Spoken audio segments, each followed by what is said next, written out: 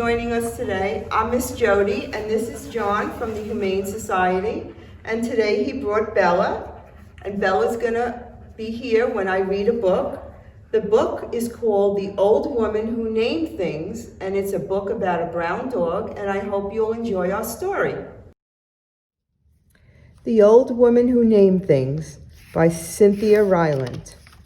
Once there was an old woman who loved to name things. She named the old car she drove Betsy. She named the old chair she sat in Fred.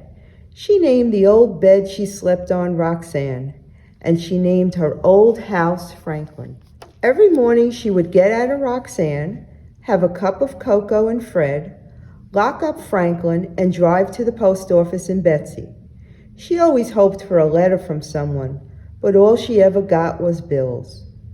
The reason the old woman never got any letters was because she had outlived every single one of her friends. This worried her. She didn't like the idea of being a lonely old woman without any friends, without anyone whom she could call by name.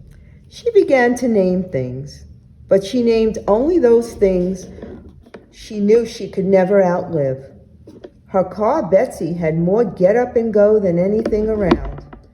Her chair, Fred, had never sagged a day in his life. Not one creak or moan had she ever heard out of her old bed, Roxanne. And her house, Franklin, had been standing straight for over 100 years and still didn't look a day past 20. The old woman never worried about outliving any of them, and her days were happy. One day when the old woman was out soaping some mud off Betsy, telling her that Franklin wouldn't want to be seen with a car that didn't keep its bumpers a little cleaner, a shy brown puppy came to the old woman's gate. The old woman had not named the gate because 2 of its hinges had rusted off, and she could tell the gate wasn't long for this world. The shy brown puppy wagged its tail. It looked a little hungry. The old woman stood beside Betsy and watched the puppy for a while. She said. Then she walked into Franklin, got a chunk of ham from her refrigerator, and came back outside. The old woman gave the ham to the hungry puppy and told it to go home.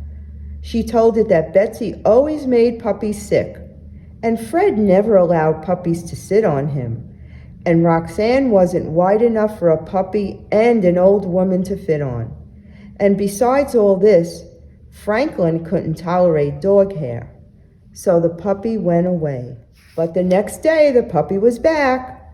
The old woman was sitting in Fred reading a book on everlasting flowers when she saw the puppy through her window. "Go home," she called to the puppy. The puppy wagged its tail when it saw her. "Go home," she called again. But the puppy just kept wagging.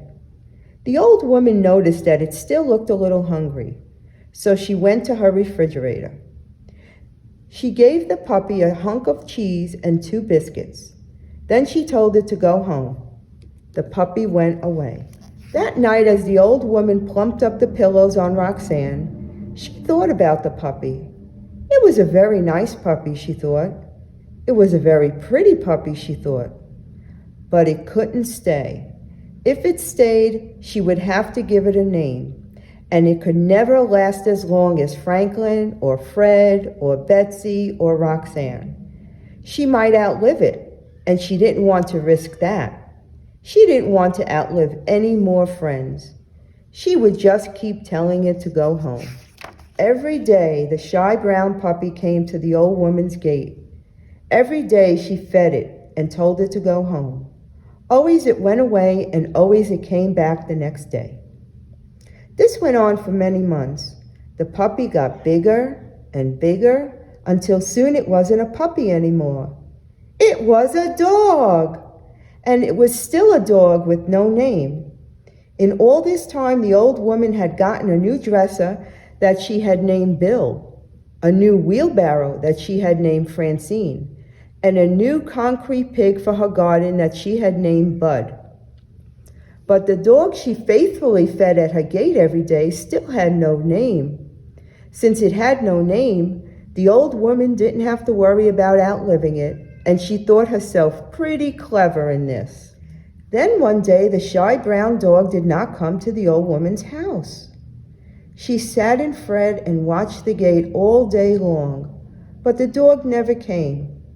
The old woman felt sad. The next day again, the dog did not come. The old woman drove Betsy around town looking for the dog, but she did not find it. The old woman felt even sadder. The following day, when the dog still did not come, the old woman knew she had to do something. She picked up her telephone and called the dog catcher. "Have you caught any shy brown dogs?" the old woman asked the dog catcher. "We've got a whole kennel full of shy brown dogs, ma'am," said the dog catcher. "Was yours wearing a collar with its name on it?" "No," said the old woman sadly, and she hung up the telephone. The old woman sat and thought about the shy brown dog who had no collar with a name. Wherever it was, no one would know that it was supposed to come to the old woman's gate every day, that she was supposed to feed it and tell it to go home every day, that things were always supposed to be this way. The shy brown dog had no collar and no name, and no one would ever be able to know these things about it. The old woman made a decision. She locked up Franklin and drove Betsy to the dog catcher's kennel. She said to the dog catcher, "I've come to find my dog." He asked her what color it was. "It's brown," she said. He asked her how old it was. "About a year old," she said. Then he asked her what its name was. The old woman thought for a moment. She thought of all the old dear friends with names whom she had outlived. She saw their smiling faces and remembered their lovely names, and she thought how lucky she had been to have known these friends. She thought what a lucky old woman she was. "My dog's name is Lucky," she told the dog catcher. He led her to a big yard full of white dogs and black dogs and brown dogs. The old woman looked and looked and looked, and finally she saw her own shy brown dog sitting beside a gate. The dog was looking at Betsy parked in the driveway.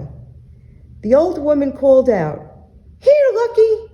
And at the sound of her voice, the shy brown dog came running. From that day on, Lucky lived with the old woman, and he always came when his name was called. It turned out that Betsy didn't make all dogs sick, and Fred was happy to allow a dog to sit on him.